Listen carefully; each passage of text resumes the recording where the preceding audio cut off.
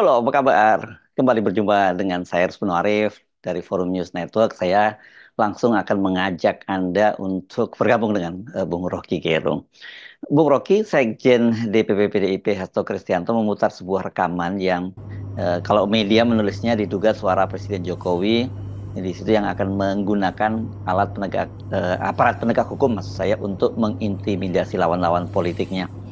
Ya, ini sebenarnya kalau saya telusuri konteksnya tidak seperti itu. Tapi dengan memutar rekaman ini kita tidak bisa tidak mengartikan bahwa langkah Hasto itu menunjukkan ketegangan antara atau permusuhan gitu ya antara Ibu Megawati dengan Pak Jokowi itu kian meningkat. Tidak ada yang membuat kita terkejut karena kita sudah bisa menduga dari awal perseteruan antara Ibu Mega dan Presiden Jokowi akan berlanjut.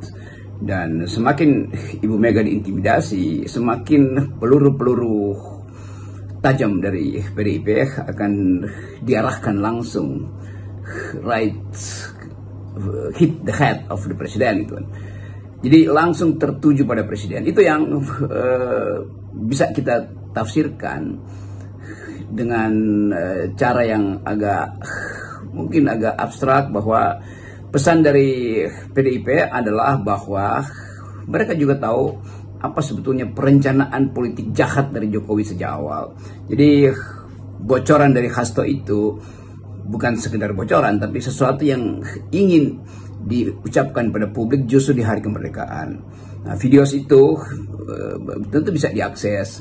Yang dimaksud oleh Hasto bahwa ada perencanaan untuk menggusur PDIP, ada perencanaan untuk menangkap tokoh-tokoh politik yang dianggap berseberangan dengan Presiden Jokowi. Jadi jelas bahwa ini adalah sebuah perencanaan kejahatan.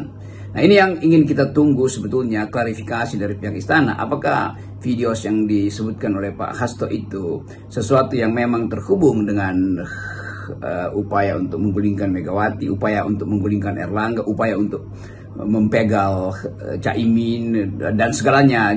Dan pada saat yang sama kita berpikir bagaimana sistem demokrasi kita andalkan pada seseorang yang cara bermainnya itu sangat brutal. Kan merencanakan kejahatan itu kan brutal, padahal sebetulnya ini sistem udah sangat terbuka. Silahkan kalau ada perbedaan pendapat, silahkan di dalam debat, lakukan itu secara beradab, bukan diam-diam mempergunakan aparat hukum, apalagi aparat hukumnya mau dipergunakan hanya untuk upaya menunjukkan bahwa dia berkuasa. Memang Presiden Jokowi pernah mengatakan, saya tahu semua hal, saya punya kendali terhadap intelijen, punya kendali terhadap institusi penegak hukum, dan ternyata memang benar. Kita berpikir bahwa dia punya kendali di situ dalam upaya untuk membackup institusi-institusi itu untuk tampil berintegritas.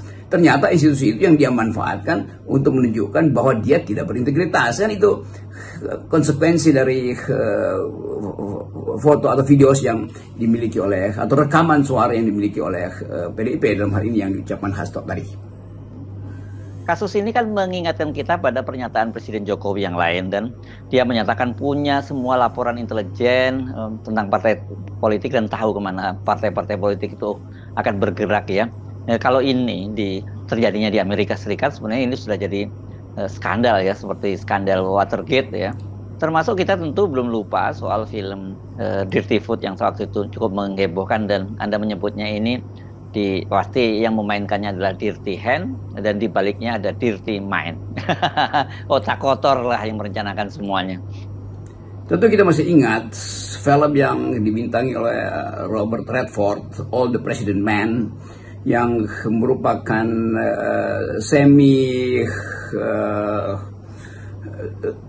peristiwa yang terjadi di tahun berapa itu, 73 atau 74, itu soal Watergate itu, ketika Presiden Nixon hendak atau akhirnya menyadap center pemenangan politik dari Partai Demokrat yang adalah lawan dia itu. Jadi terlihat bahwa sama juga All the President's Men ini semacam dokumenter yang mungkin kalau dirangka itu jadi nyambung dengan apa yang difilmkan oleh Ferry Amsari, Bivitri Susanti di dalam Dirty Hand itu. Jadi betul secara faktual Dirty Hand itu ada. Siapa Dirty Hand itu? itu yang kemudian ditangkap oleh publik sebagai tangan-tangan aparatnya Jokowi. Dan di ujung dari dirty hand ini, pemegang kendali terakhir adalah dirty mind, yaitu ya presiden sendiri kan. Jadi yang kita ucapkan beberapa waktu yang lalu bahwa ini akan ada seri film sebetulnya untuk menunjukkan bahwa Jokowi menggunakan seluruh aparatnya dengan cara yang kotor untuk mengendalikan politik. Kita ingat lagi bahwa Nixon akhirnya, Presiden Nixon itu terguling karena skandal itu, the Watergate skandal ini, kemudian dijadikan patokan baru untuk menghitung etika politik di Amerika, bahwa tidak layak persaingan politik itu memanfaatkan aparat intelijen untuk menyadap lawan politik.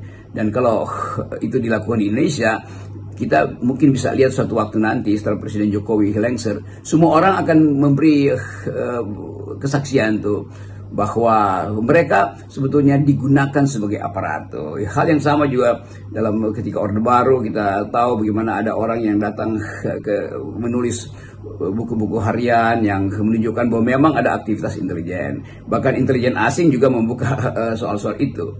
Apa namanya, economic hitman itu yang disewa oleh CIA misalnya untuk menyusup ke dalam sistem pembuatan kebijakan ekonomi politik Orde Baru, kan makin lama makin banyak fasilitas untuk mengetahui kejahatan politik yang disembunyikan oleh sebuah rejim. Tidak mungkin persembunyian itu terus-menerus ditutup tuh. Tentu kita berpikir bahwa Pak Jokowi karena itu ingin supaya Gibran jadi presiden, supaya rahasianya bisa dipegang, supaya nanti setelah Gibran juga anak cucunya jadi penguasa. Kan ini ketakutan dari seorang raja yang lalim. Kalau rajanya benevolent ya oke, boleh aja. Tapi ini raja yang sekaligus lalim. Jadi kira-kira itu sinopsis dari apa yang kita bicarakan hari itu, video yang dibocorkan oleh Pak Hasto. Hasto tampaknya ini ya sudah nekat ini ya Bung Rocky dan bersikap konfrontatif terhadap Jokowi. Saya yakin ini dia bersama Bu Mega sudah menghitung konsekuensi hukum dan juga politiknya. Kita atau saya juga bisa mulai membayangkan bahwa tentu setelah Hasto bicara, Pak Hasto itu menghitung semua konsekuensi, termasuk tentu yang paling dia hitung adalah umpannya itu bisa berbalik menjadi serangan pada dia tuh. Tapi saya kira orang semacam Hasto dan Ibu Mega kasih lampu hijau bahwa udah kita mau bertempur habis-habisan aja tuh. Jadi istana sekarang mempelajari modus apa yang akan mereka pakai untuk menghalangi perluasan isu ini. Kan pasti setelah satu video atau satu rekaman voice note dibocorkan oleh Hasto, pasti ada banyak voice note lain yang ada di dalam lemari PDIP itu yang akan dicicil mungkin untuk diajukan ke publik dalam rangka menggugat legitimasi Presiden Jokowi yang masih cewek-cewek mau mengendalikan politik Indonesia. Tapi sebaliknya pihak istana juga menyiapkan video-video sangat mungkin untuk juga saling menyerang. Mungkin juga video percakapan antara politisi, atau apalagi video-video yang sifatnya triple X, video-video personal yang memuat berita-berita sensasional, termasuk video-video rekaman entah itu benar apa tidak soal skandal-skandal seksual di antara pejabat tinggi. Tetapi yang lebih pasti adalah PDIP mengambil sikap untuk menunjukkan bahwa mereka tidak takut terhadap intimidasi. Dan itu juga yang dipidatokan dengan baik oleh Ibu Mega tadi, bahwa negeri ini tidak boleh diatur oleh seseorang yang pekerjaannya mengintimidasi elit politik, apalagi mengintimidasi rakyat. Dan kesempatan kita masih di dalam hari kemerdekaan untuk mengucapkan watak masing-masing pihak tuh. Watak dari kekuasaan dan watak dari oposisi. Jelas watak dari kekuasaan adalah upaya untuk memperpanjang daur hidupnya, sementara watak dari oposisi yang diwakili oleh Ibu Mega, kembali PDIP mau menerangkan bahwa politik itu ada nilai, ada value. Tentu orang akan bilang ya PDIP juga begitu. Ya itu soal persaingan aja. Tapi sekarang faktanya PDIP mengambil sikap moral, sikap etik yang luar biasa. Semua keterangan yang diajukan oleh Ibu Mega dalam pidato tadi itu betul-betul berseberangan dengan kemewahan yang ada di pameran Pak Jokowi di IKN kan.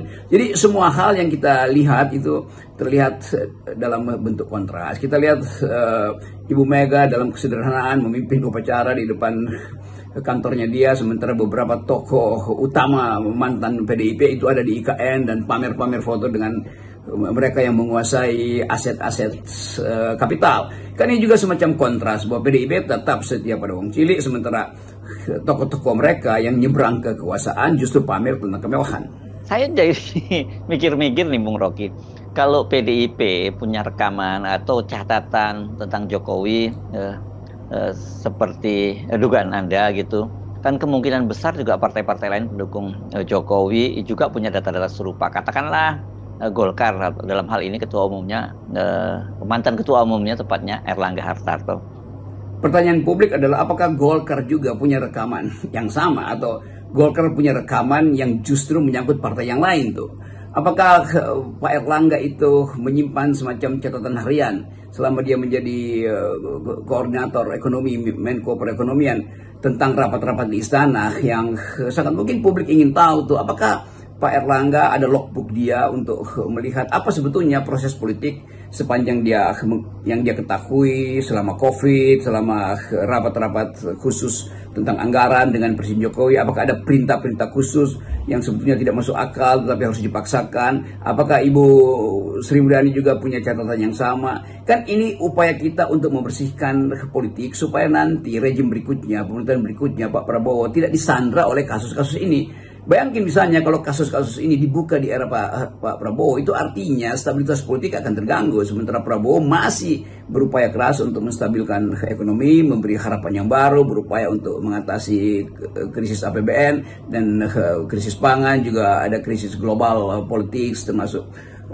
daya tahan postur keamanan kita. Jadi kita mau tanya atau kita mau menunggu, adakah orang yang berani seperti Ibu Mega dan Hasto yang mau mencicil buku-buku catatan mereka, catatan politik, semacam buku harian politik, supaya publik juga dapat pendidikan politik, bahwa yang diungkapkan oleh media massa selama Jokowi memerintah bisa dibantah oleh berita-berita kecil yang disimpan oleh Hasto, bahwa seluruh survei politik yang dibuat selama ini yang memuliakan, memuji-muji Jokowi sebetulnya itu adalah pemalsuan terhadap keadaan sebenarnya, bahwa kesempatan untuk menghirup kembali kebebasan setelah pers ditindas, tidak boleh bikin investigasi, setelah buruh dikendalikan oleh Omnibus Law, semua itu kan kita ingin tahu melalui catatan-catatan harian di hari-hari terakhir menteri-menteri di kabinet. Itu yang kita anggap lebih penting kita ketahui ketimbang mendengarkan uraian pidato kenegaraan dari kepala negara yang sedang membelah negara.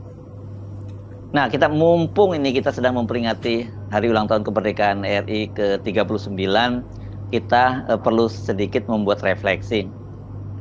Apalagi hari ulang tahun kemerdekaan RI kali ini spesial lah gitu ya, saya sebutnya ya. Karena kan Jokowi itu memaksakan untuk memperingatinya di IKN yang sesungguhnya belum rampung, dan kita juga menduga-duga kemungkinan nggak akan pernah rampung. Ya, hari kemerdekaan telah kita lalui, tetap ada kegembiraan di kampung-kampung, di RT RW, di gang-gang sempit, di perumahan-perumahan yang memberi kita harapan bahwa anak-anak kecil ini, generasi yang mungkin masih 2-3 kali pemilu, akan masuk ke dalam sistem politik yang lebih kompetitif di era menuju generasi emas. Bagi mereka mungkin akan baca satu waktu di dalam sejarah bahwa ketika mereka lagi makan kerupuk atau lagi lari karung, tarik tambang, ada yang lagi tarik tambang juga di elit politik, ada yang lagi makan pesta pora di istana negara tuh, ada yang berupaya untuk jadi tokoh dengan menyelip di antara elit-elit IKN lalu bikin foto di situ dan menganggap bahwa inilah kabinet yang akan datang. Jadi kita lihat kontras bahwa kemeriahan tetap ada di kampung-kampung, tetapi besok kita akan masuk lagi pada real politics, real fakta ekonomi kita, bahwa daya beli menurun, keinginan untuk berkompetisi mulai terasa hambar karena takut bahwa berkompetisi pada akhirnya juga akan berakibat disingkirkan oleh kekuasaan. Menunggu tanggal 20 ada kongres Munas luar biasa Golkar, apa yang akan terjadi.